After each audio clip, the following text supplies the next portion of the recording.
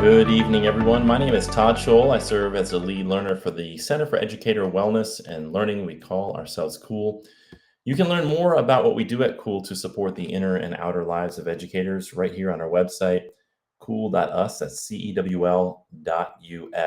One of the things that we do is we host live streams on a regular basis with education thought leaders here in South Carolina and across the country. And this fall, we're going to be focusing on leaders here in South Carolina. And I thought, what better leader to focus on than our new president of the SCEA, Dena Crews. Dena has served as vice president, and she's now, just over the summer, started her first term as president of the South Carolina Education Association. And I thought tonight would be a good time for us to get to know who she is and what her vision is for our organization. So if you are tuning in and watching tonight on Facebook or YouTube, you can go into the Facebook comments and you can type in questions or comments, and we'll do our best to have Dena answer those questions for you. So without further ado, let's bring on Madam President Dena Crews. How are you tonight, Dena? I am well, Todd. How are you? I'm doing well as well. The weather has taken a nice little turn, giving us a little preview of the fall. Yes. You know, anytime I can put a sweatshirt on in the evening, I'm kind of happy about that after the blistering heat that we had in July and August. So I'm very thankful for that. Somebody's saying that the live stream is not started. It should be started because it says that it started, but we'll just go ahead and keep going because I see that people are already logged on watching. Let's start here, Dena. I didn't read your bio on purpose because I generally like to have guests, especially when it's a one-on-one conversation. I don't want to spend like 2 or 3 minutes talking about you. I'd rather have you tell your story. So will you share a little bit about your background, maybe where you were born, where you grew up, your sort of the influences that were on your life and how you got into education in the first place? Okay. All right. Picture it. Brooklyn, New York, 1973. April 18th. A baby girl is born. Me! So my beginnings are from Brooklyn, New York. It doesn't matter how many years I've lived in South Carolina, Brooklyn is always home to me. I was born in Brooklyn. I was raised there. We moved to South Carolina and I started college at Francis Marion University. I did do 1 year at Old Dominion. And then I came to Francis Marion, where I have 2 undergrad degrees. My first one is in English with a minor in mass communications and political science, because I wanted to be a paralegal for like a minute. Yeah. But I did go into journalism, which was my first love. I worked for a local newspaper with my uncle for a couple of summers, and then I worked at WBTW TV 13 for a number of years. Started off on camera, did some directing, audio before I moved into the newsroom and became a producer. So I got to channel into my writing. I got to go out on stories. And it was during that time we had what was called the Golden Apple Award, where people got to write in to celebrate their teachers. So I was going out with reporters on those stories, and I was hearing some great things. And one of the ones that sticks out to me is Dr. Allie Brooks from Florence, who is one of my favorite people. And I saw the impact that he had, not only his current students, but students that he taught from years before. And I started thinking in my mind, I want to be able to have an impact. And I didn't feel that media was doing that for me. So I went back to school and back to Francis Marion, got my undergrad degree in elementary ed because I wanted to be with the little people. I thought trying to teach people that were my size or taller wouldn't be a good idea. So I said, let me do the little ones. And that way I could be a part of setting the foundation. So that way they could be where they needed to be when they got to high school. So my teaching years began in Darlington County. Then I went to Sumter, taught in Lee County, where I had a principal who saw potential in me and pushed me into an administrative position as a curriculum coordinator. Did that for a few years, and then I came to Florence, where I served as a literacy coach at North Vista Elementary School. Go Tiger Cubs! And that was my education background. I love reading. Don't know why I didn't become a media specialist, but it's never too late. But right now, I'm doing this whole presidential thing. So my union work, however, is a different story. I didn't know about the SCEA when I was in my undergrad until it was time for student teaching. And I still didn't join. It wasn't until probably 3 years into my teaching that I had a friend of mine who was like, I told y'all to join, you need to join. So I joined. And a year later, I got active because I didn't understand why I was paying membership into an organization that I didn't know anything about. Right. So I started off locally as a secretary. I stayed active even though I moved around to different districts. I served on the board of directors, and it was during the year that I took off that I ran for vice president, became vice president of the SCEA, and now here I am as your president. And never thought in my 25 years that this is where I would be at this moment in my life. Yeah, it's interesting. We have a few things in common.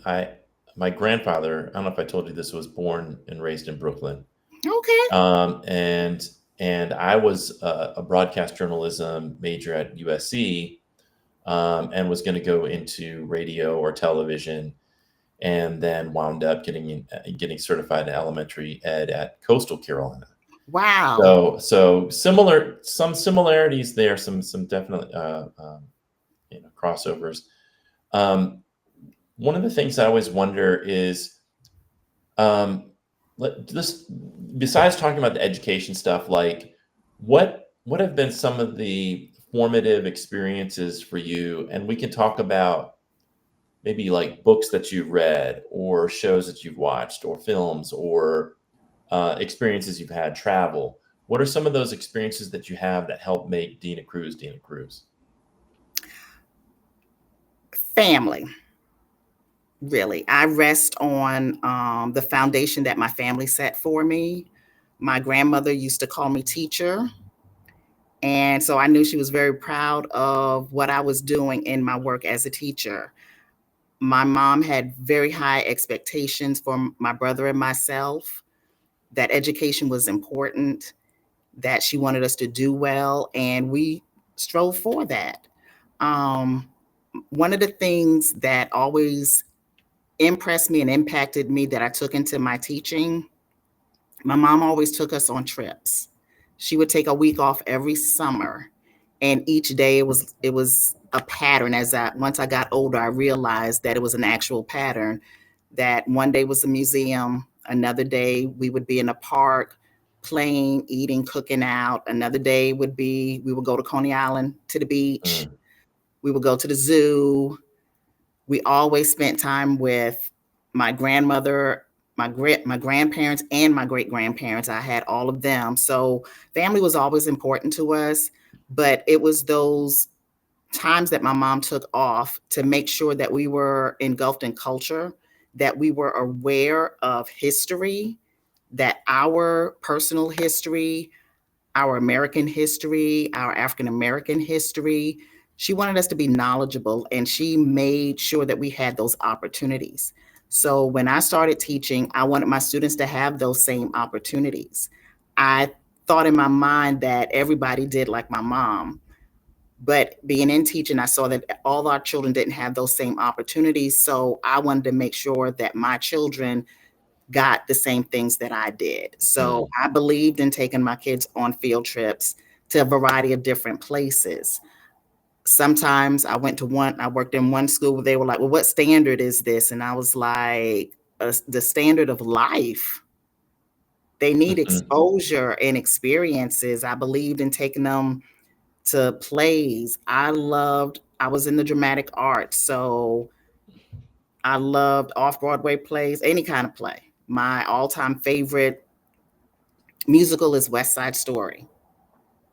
Mm. I have the DVDs, plural. I have one of the original cast albums. I love it. I love the story. I love the energy of it. Um, and so even with that, my years as the literacy coach at my previous school, I brought in the dramatic arts for our African American history program so that I would find opportunities for all of our children to participate, and it would be a big performance. I know it would, over the years, my coworkers got used to my ideas and stuff. I think the first couple of years it kind of threw them and it was like, what is she trying to do here? And once they saw and then saw how much it impacted our kids to be able to perform and be able to just showcase their talent, they were like, okay, so what we doing next? What's your next idea? Because I can come up with an idea with a quickness. I just need people to implement it with me and sign on with it. But my grown-up experiences in New York really kind of set the tone for my teaching and the work that I do. Because I want kids to have the same experiences that I did. There's a lot out here in the world that is good that I want our kids to be able to see. I can't assume that every parent is going to have the opportunity to take their children to the beach, but we can do it.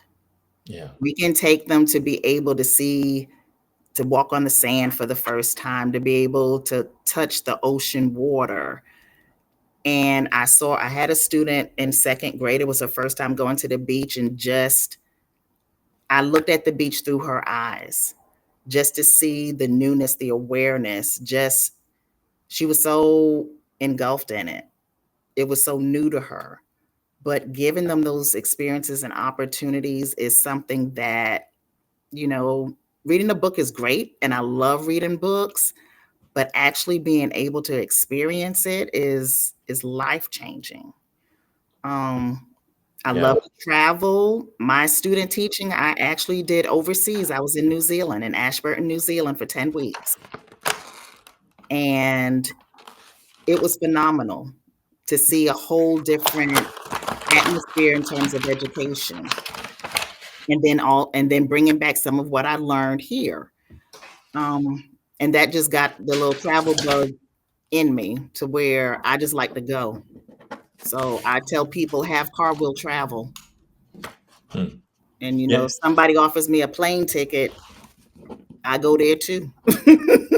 There's a couple of things you brought up that I want to dive deeper on. First of all, having been raised in New York by two New York educators, I'm sure you, having been raised in New York, there's a little bit more of a, I don't know if combative is the right word, but a little bit more of a fighter. I think that you're brought up to be, because the culture is just like, you kind of have to be a little more assertive and aggressive to survive in New York, because it's a more assertive kind of place to be. And I saw that in my parents, and I see that with a lot of educators who come here from New Jersey or New York. Mm-hmm. What has your experience been with that? Like, contrasting the way you grew up in New York, and the sort of attitudes that people had around conflict or around just standing up for themselves and advocating for what's right, and how that has informed your journey in leading the SCEA. The funny thing about that, Todd, that's I would not say that was my character. Okay. At all. I was a very sensitive child. I didn't have the fight in me. Okay. I didn't have the fight in me. I was picked on a lot at school, and I didn't have the New York attitude, so to speak. Sometimes in my tone I did. But the fight back and standing up for myself, that didn't occur in me until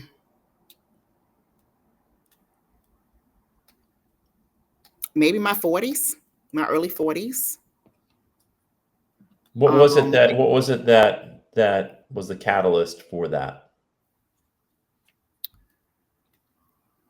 I was in a situation where I felt beat down,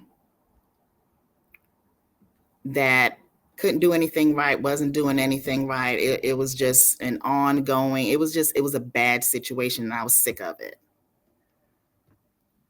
But I also knew when I get sick of things, the nastiness comes out, and I didn't want to be nasty, which is why I would hold a lot of things in.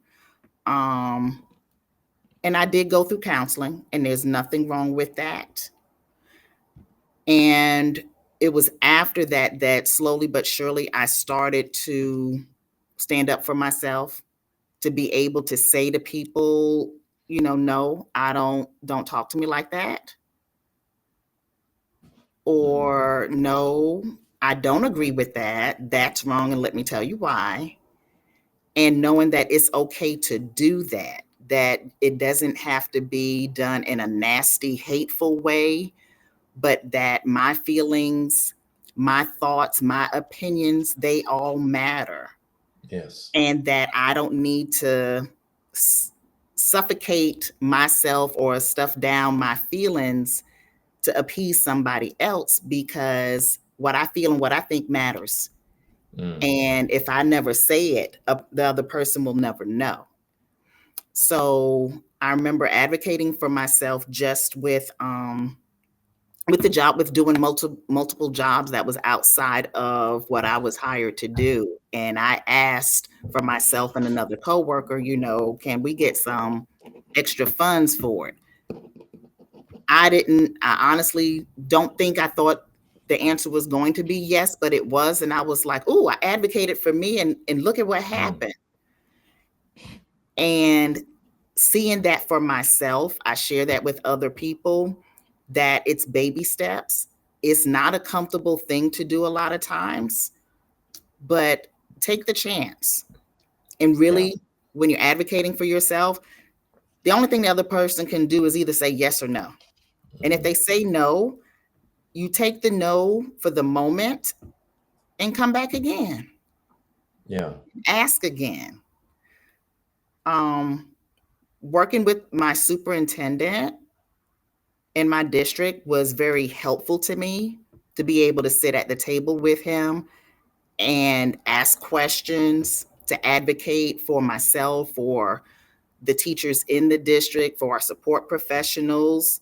And he didn't say yes to everything. As a matter of fact, I sat in a meeting with him where I think I had about 10 plus questions, and he was saying no so much. I thought maybe he had a record and was just pressing it every time I asked the question.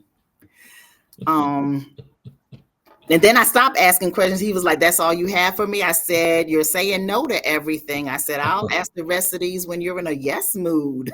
Yeah. But the no's, I took it, but it didn't stop me from coming back to ask again, or to reword, or to give more explanations in terms of the why.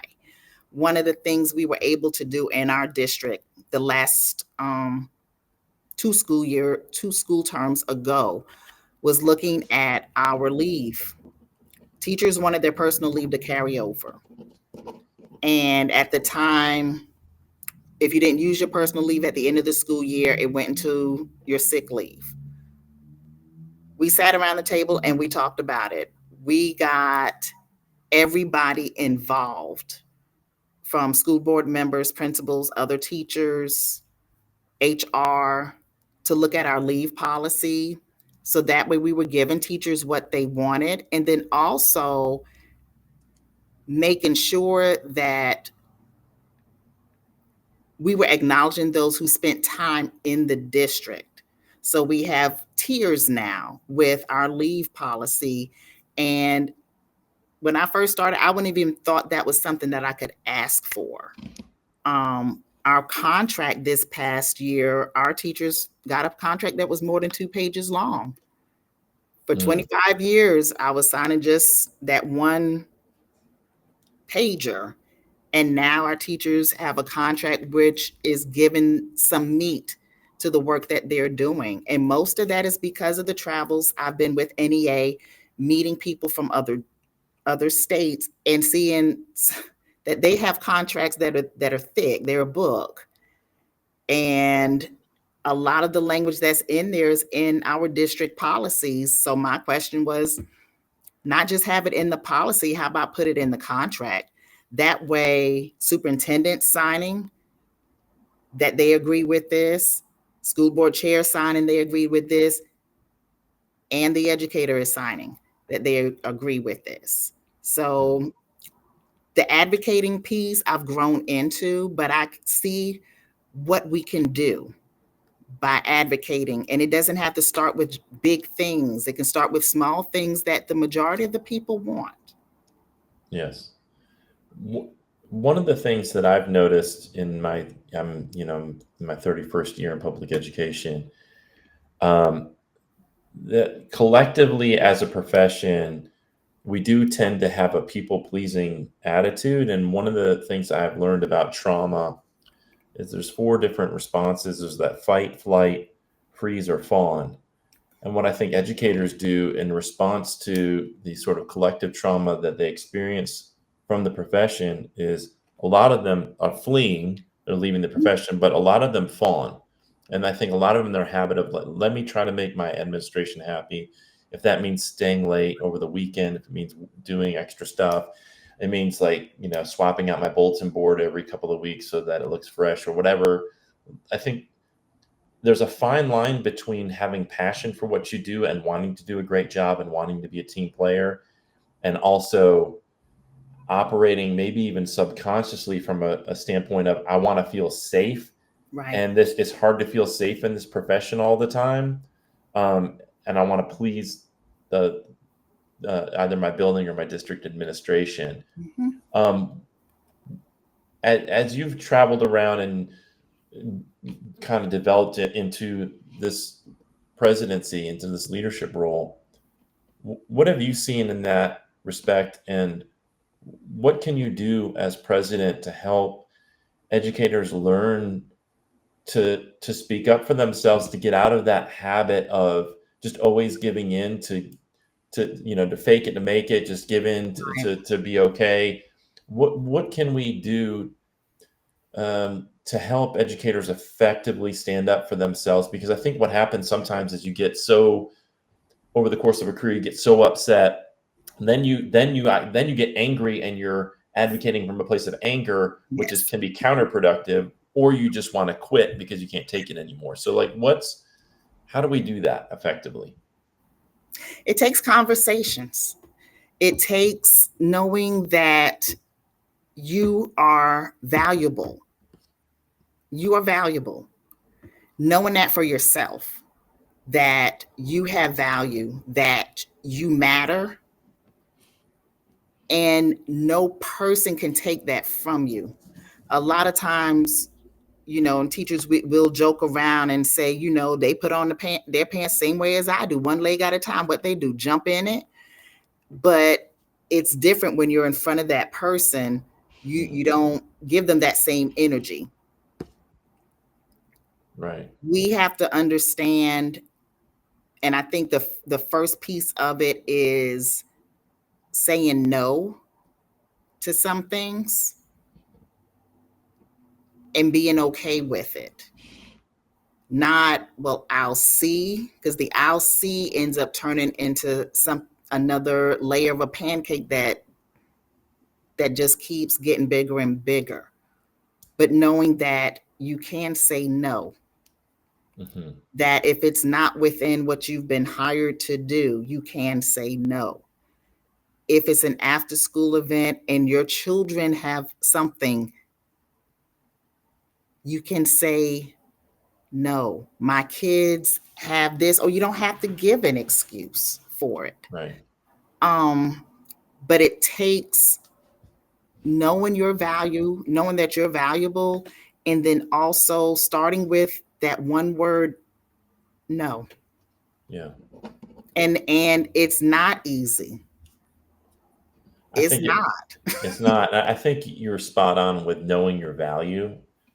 And I think that sometimes, especially early on in your career, you're kind of questioning your value because you're looking around and there's all these, there's veteran teachers seem like they know what they're doing. And then you're kind of like trying to figure things out. So you're wondering, am I really valuable here? What is my value?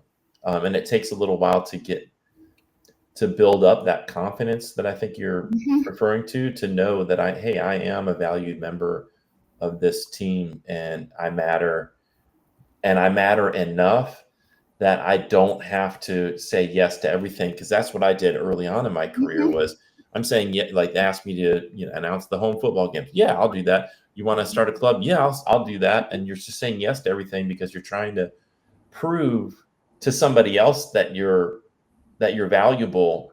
And I think what I hear you saying is you have to start with I value myself. And how I value myself is I'm not going to overextend myself and say yes to everything. I'm going to have enough courage to say, no, I've got other things I want to do. And you without even necessarily having to justify it.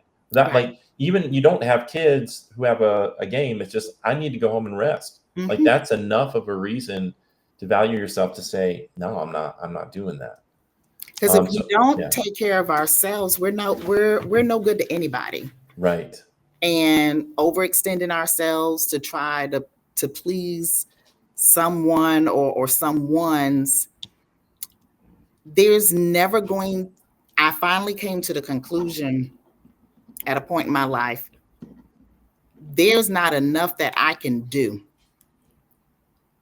to please any person to make them happy. There's always going to be something else. There's always going to be something else. So at a certain point, I please God, and I make sure that I'm doing things that's good for Dena and good for the family for the most Right. part. But trying to please people,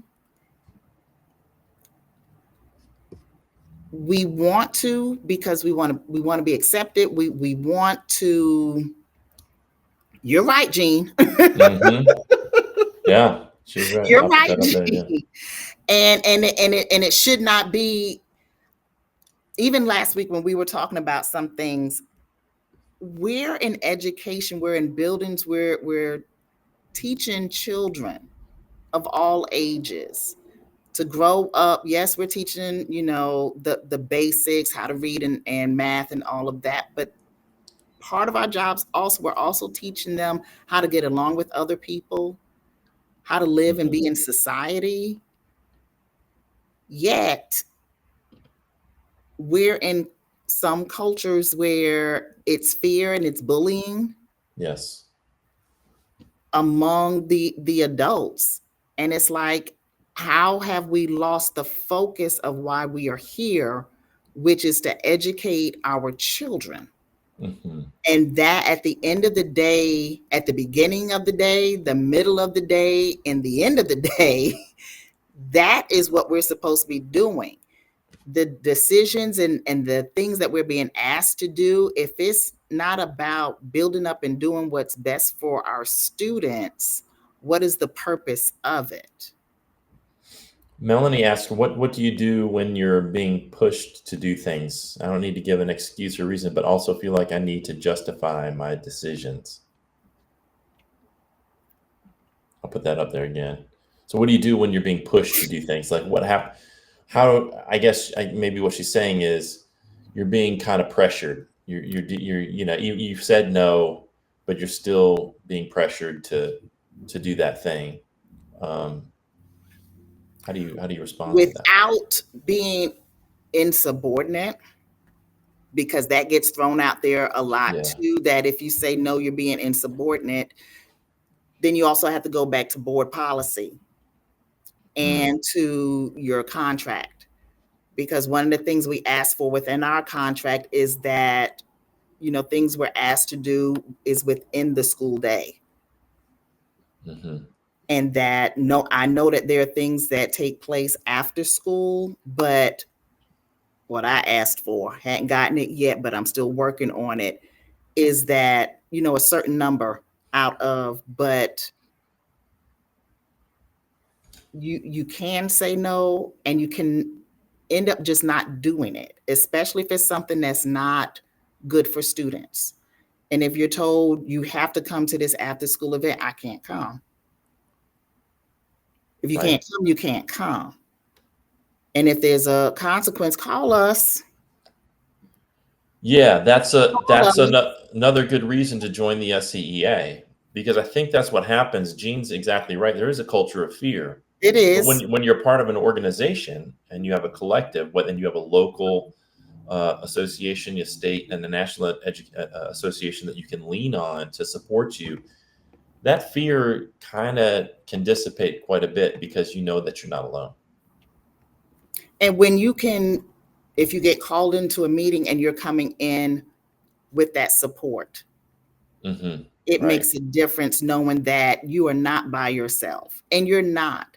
Because if you're feeling that you're being pushed and pressured to do things, there are other people on that staff that feels the exact same way. And that's when organizing comes in, to be able to have a group that says, we need to sit down and talk about this isn't right. Right.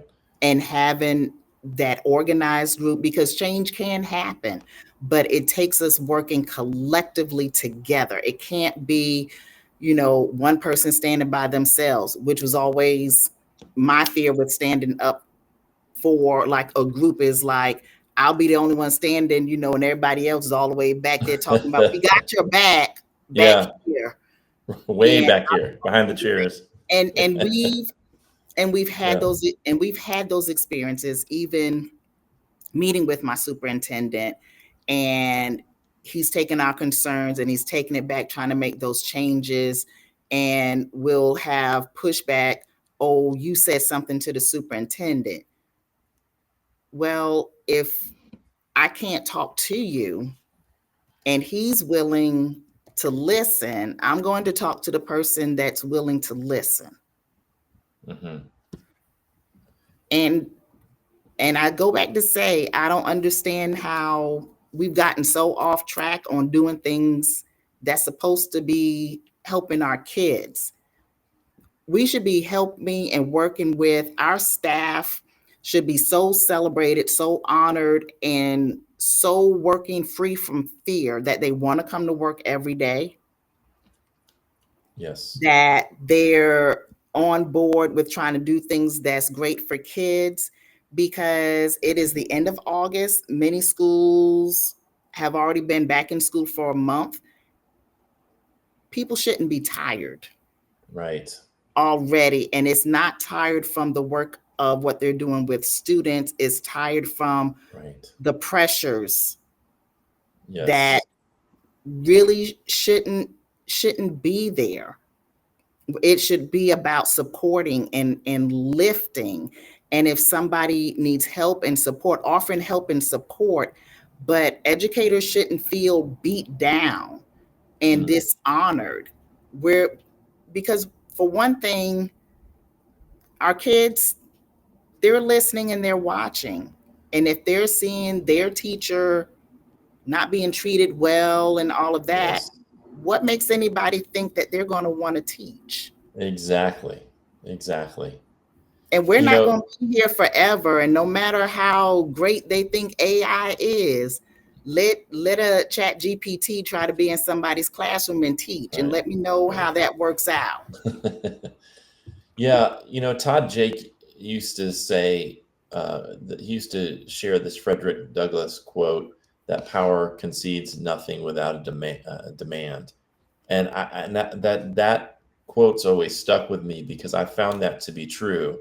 And sometimes, like you said, it doesn't even have to be a big thing. It could be just that your administrator hasn't been told what it is that folks want. And especially if you come and say, listen, I've spoken to 15, 20 different staff members, and we all kind of want this thing. And Mhm. there's a lot of low-hanging fruit that can take some of this burden off of Right. educators. One example I always give is, um, I was on the school improvement council, and at the end of the year, we would have to go around like a scavenger hunt and get signatures from like the librarian, from the custodians, and we would go around, and sometimes the people would be in their office, sometimes they weren't.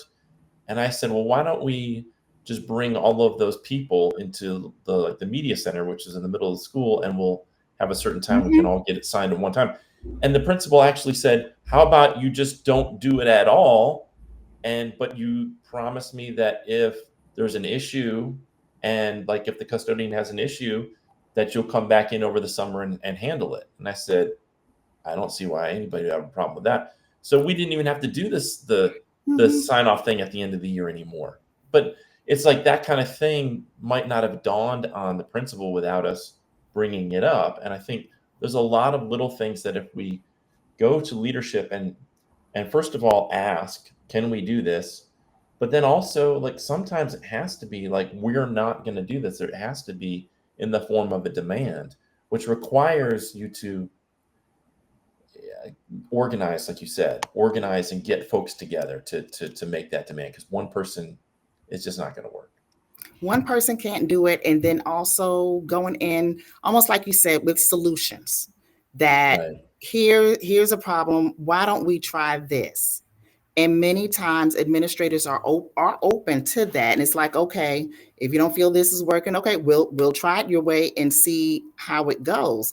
And that could be a new standard, because sometimes we do things that we're comfortable with, or we do the things that we've always done.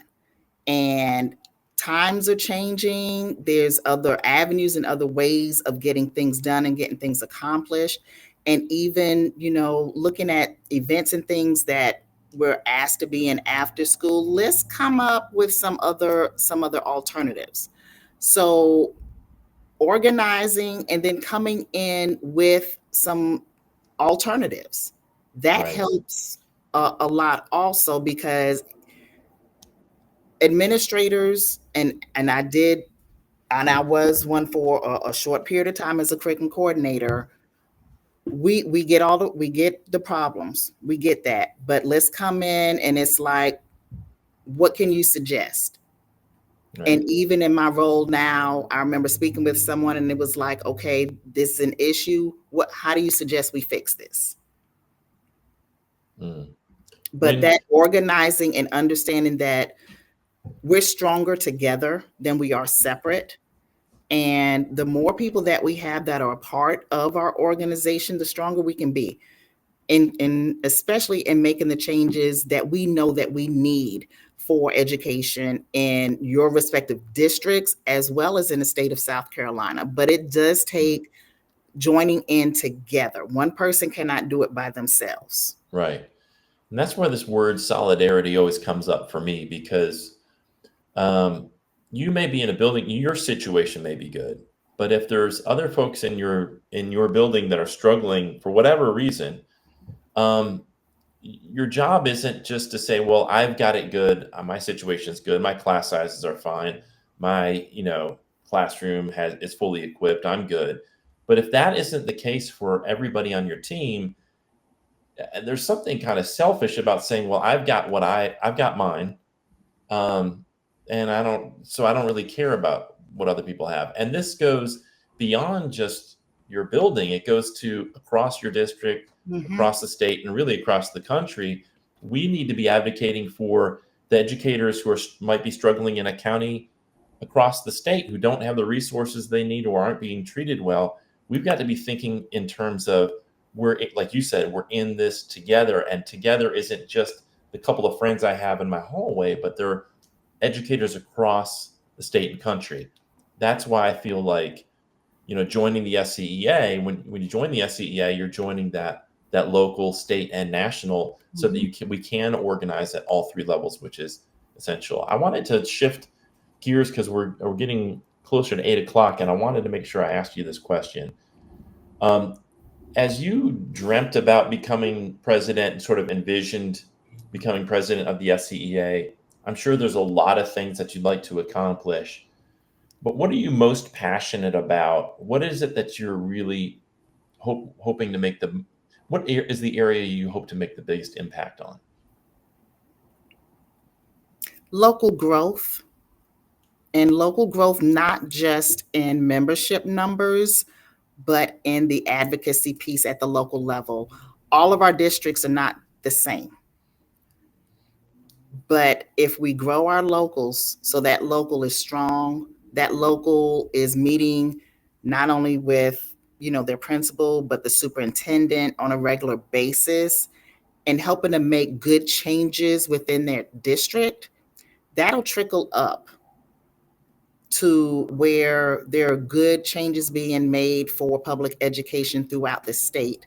But it takes place, but it starts at the local level to get our locals stronger, where we're not only just recruiting members, but we're also retaining and engaging our members and finding out what the needs are, because everybody's need isn't the same.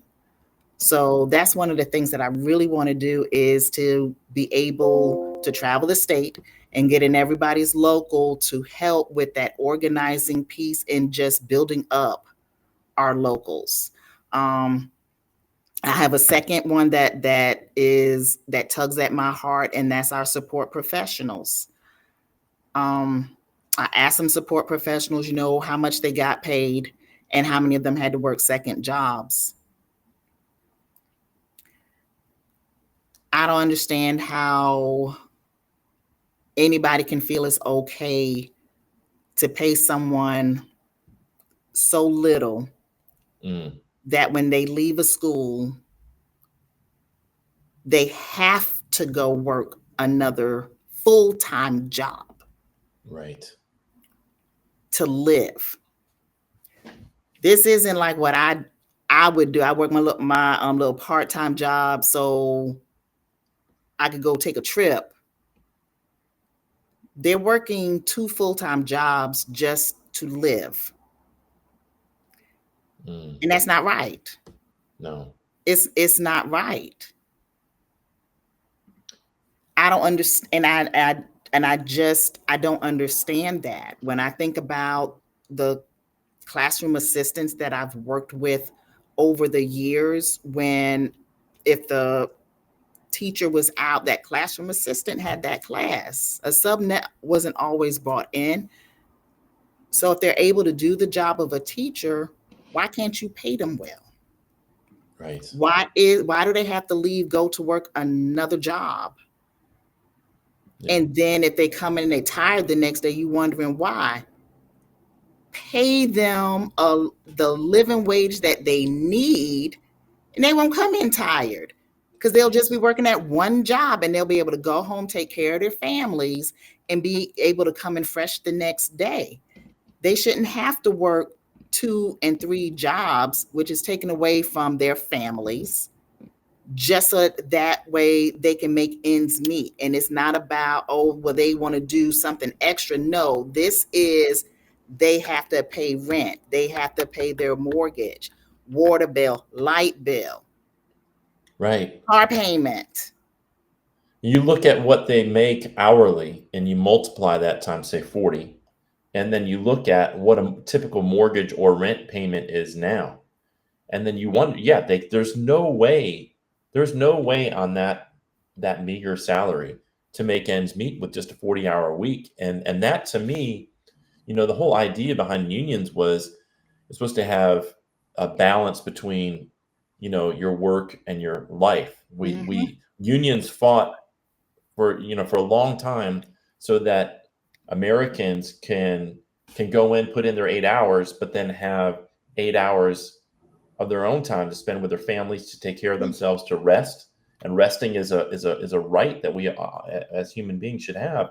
And what you're saying is exactly right, that so many people, so many of these education support professionals are working 40 hours a week and they can't make ends meet. So they're working extra jobs. And that is so dehumanizing and inhumane. It's an inhumane situation. What can we do about that? I want the superintendents, and I know none of them are on tonight. They ain't on here. But the word may get to them. I would love for the superintendents to do just what you said.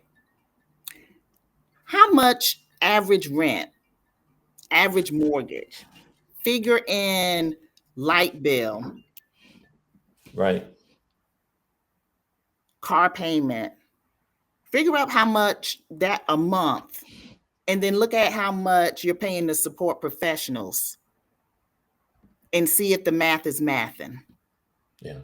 And I know that wasn't presidential talk right there, but if the math's not mathing, Yeah. what are you going to do to change it, to Right. make it better? Yeah, because I just it's so Because much we have some suffering. great support professionals, and we don't want to lose them Mm, to Buc-ee's because Buc-ee's pays more. that's right. That's right. Because what people don't understand is the important role that they play in the functioning of a school. Um, and their role is of critical. Every person who's working in the building has a critical role to play. And yes, of course, Mhm. a teacher in their 30th year, they have a PhD, of course they're going to make a little bit more. But the idea that somebody can put in a full-time week and week after week and then come home and they can't even pay just the mortgage and rent, let alone, like you said, the utilities, the car bill, the gas, the groceries, the medical bill. I got to take my kid to the doctor. It's Mhm. it's such a struggle, and it's not getting better. It's getting worse for these folks. And that's sad, Yeah. because how is it 2025 and it's getting Right. worse? Because everything is going up except Yeah. their In a check. world, especially in a world where you have folks like, and I don't want to get too much into an economic discussion here, but you have folks like Jeff Bezos and Elon Musk who control hundreds of billions of dollars alone. And then you have folks like working as custodial staff or in the cafeteria who can't make ends meet, working 40 hours a week, can't pay just for a basic, Mhm. their basic needs to be met. There's something really fundamentally wrong. People talk about redistribution of wealth, and what we've seen over the past 40 years, there has been to the top 1/10 of Yeah. 1%. There's been that redistribution. We used to have a strong middle class, and now that's deteriorating because you can't even, like you said, you can't even work a 40-hour week at a factory or at a job as a support professional and make ends meet because of the cost of things has gone up so much, and with inflation and everything, it's this is really. I'm glad you brought that up, and I'm glad that that is on your radar, and I really appreciate that. Before we sign off, is there anything else that you'd like to share that we haven't talked about tonight with folks who might be watching? Well, I see there's a question there about involving parents in a Yes. community. We need to share with our parents, and not necessarily at a, P, a PTA meeting, but some things have to happen Yeah. offsite to where our locals could have like a parent and community involvement group to let them know exactly, what's taking place in the schools, what kind of supports need to be in place, like after school programs with helping our kids with their homework, support for parents, that supporting parents so parents can support their kids so that they can be successful in school. So having some of those offsite meetings with talking to parents about the things that's taking place within the school, and even helping them because they're not aware of a Hmm. lot of things, and sometimes they kind of stay away because they don't know. But letting the educators do what we do best, which Right. is educate and I teach. think so many of the problems that there have been around parents and community members, it's folks going onto social media or to certain pundits and getting their opinions about what's happening in schools from those folks instead of from the actual people who are working there. From instead of going into the schools and seeing what's going on and talking with their Mhm. the staff and the faculty at their schools. So many misconceptions. I mean, just the idea, for example, that there were litter boxes. I mean, that was an internet rumor, that Yes, people took seriously and thought yes, really there were litter boxes in schools. yes. And this is the kind of Yes. misinformation and misconceptions that folks have, that if they would just go into the schools and visit and volunteer, and like you said, show up to open house, show up to your parent teacher meetings, that's what, yeah, Or ask, because I had someone ask me, and I was like, yes, talk to an educator. right, Just like we ask our legislators, before you do legislation with education, talk to the educators first. So before, you're reading and following up things that are on Facebook or any social media platform, talk to somebody. And even if you have somebody who's upset about something, and think first, they're upset, so you're only hearing their side of it. Don't be so quick to jump in with opinions and stuff without knowing all of the facts. We have great things taking place in our public schools, and we need to be shouting it out and sharing absolutely. it. The world needs to know, because the world likes to put out all of the negative. We need to be the ones to share the great things that's taking place within our Absolutely. schools, because we have some great public schools. We have great educators that are in our schools, and it's time for us to stop being silent on the great things that's taking place within our Here, here. buildings. I know this weekend is a big weekend for football fans. College football gets back into gear, and I know we have a couple of tickets that we want to give away. Do you want to do it? Do you want to do a game day Yes. thing and make your prediction? Is South Carolina going to beat Virginia Tech, and will Clemson beat LSU? Do you want to make that prediction, or are you going to pass on that? I'm going to go with Clemson over LSU. Okay. Just because Clemson is South Carolina. And what was the other team? South Carolina against Virginia Tech. I'm Okay. going with All South right. Carolina. Yes. Although, as a side note, I roll Tide. Okay, you're an Alabama fan. Okay. I am an Alabama fan. My husband says it's because I'm married to him and he's from Okay. Alabama.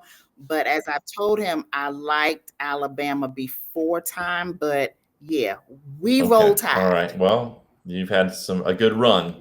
I'm hoping Carolina can take down Alabama this year. We almost did it last year. It was so close last year. So hopefully we can get it done this year. So Tom is about to give us our winner of the tickets for the South Carolina State game on September 6th. Delonte. That's Delonte Hupp. All right. Yes, Delonte's our Congratulations. winner from Yes. Awesome. A Darlington. great young educator. Great. That's fantastic. Yes. Congratulations, Delonte. Gene says Coastal's going to beat Virginia. We'll see about that.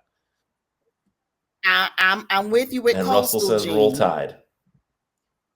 Yes, that's Okay. the That's okay. That hence the last name. Got it. Thank you, Russell. Thanks so much for everybody tuning in. We had Gene, Russell, Delonte, Melanie, Chanel, so many people, Jennifer, lots of people tuned in tonight, Bertha, and Tom. Thank you so much to everybody who tuned in tonight. And thank you, Dena, for your leadership. And we're really excited about your presidency and what you can accomplish. And we wish you the best as you move further into that journey as the president of the SCEA. Thank you so much for this time, Todd. I appreciate it. You're welcome. All right, everybody. That's not okay. Let me do this. All right. So that was Dena Crews, the president of the South Carolina Education Association, and really appreciate her time tonight and appreciate you for tuning in. And as she mentioned, we are stronger together. And if you would like to be together with us at the South Carolina Education Association, go to jointhescea.org. We're the only organization that is advocating on behalf of education support professionals here in South Carolina. So if you are an ESP, you can join as well. So we are not just for classroom teachers. Anybody who works in a public school building in South Carolina can join our organization at jointhescea.org. The ESP dues are intentionally less expensive because of the issues that we mentioned. We want to make sure that they get the benefits, but that it's affordable for them.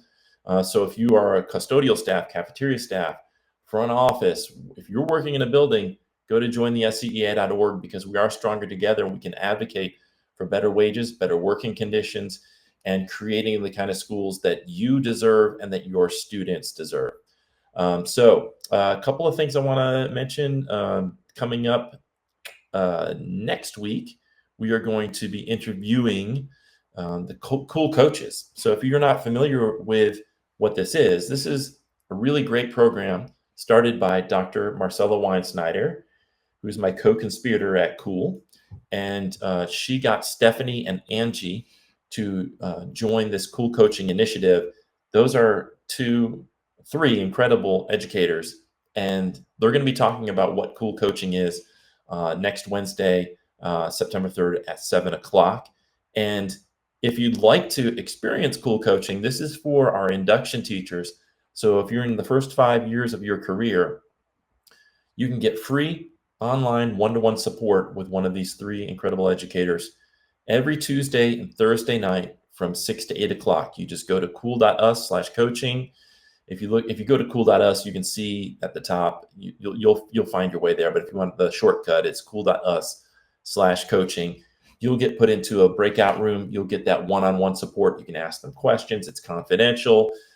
It's unbiased. It's unfiltered. Sometimes when you're in a school and you have an issue, you don't know who to go to, because you'd kind of like to keep it from spreading around the school that you have this question or this issue, and you're not sure who to trust. Or maybe you feel like you're not going to get unbiased feedback. This is your way to get that unbiased feedback from somebody who's really competent and somebody that you can trust. So I want to encourage you to take advantage of this. You do not have to be a member of the SCEA to be a part of cool coaching. But when you see that benefit, and that's just one of the benefits of that the SCEA provides. When you see that and understand the value in that, I think you'll want to be in relationship with our association, and as Dena mentioned, be together, because collectively together, if you've seen the movie Ants, you know how it works. And when we do things individually, it's not as strong. But when we come together and we organize at our building level, at our district level, at the state and the national level, we have much more. We can build power that way. And when we build that power, then we can make things happen, make things change for the good. So again, thanks so much to Dena for her time tonight. We wish her well in her presidency, and thank you for tuning in. We'll see you next week when we talk about cool coaching this Wednesday night, September 3rd at 7 o'clock. Until then, have a great week and go Gamecocks. Together we learn, together we grow, together we heal, together we flow. Be cool, every teacher, every school. Be cool, every teacher, every school. Be cool, every teacher, every school.